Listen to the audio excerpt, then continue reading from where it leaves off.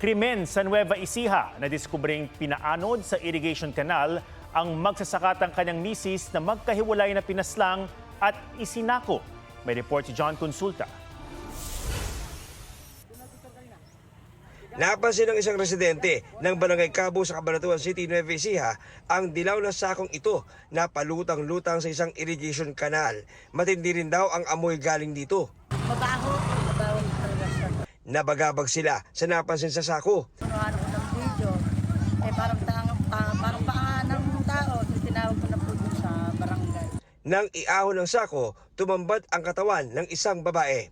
Kinilala siyang si Deli D. de los Trinos na taga-barangay Talabutab Norte sa bayan ng General Mamerto, Natividad. Misis siya na magasakang si Romeo de los Santos Trinos na gaya ni Deli ay pinaslang at natagpuan ding nakasako sa Palayan City noong namang March 9. Ang kolong-kolong na mag-asawa na narecover sa isang irrigation canal sa General Mamerto, Natividad. Sa investigasyon ng pulisya, asphyxia by suffocation ang ikinamatay ng babae.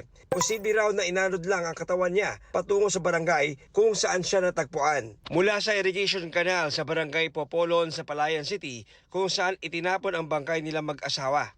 Iniimbestigahan pa kung sino ang nasa likod ng krimen. John Consulta, nagbabalita para sa GMA Integrated News.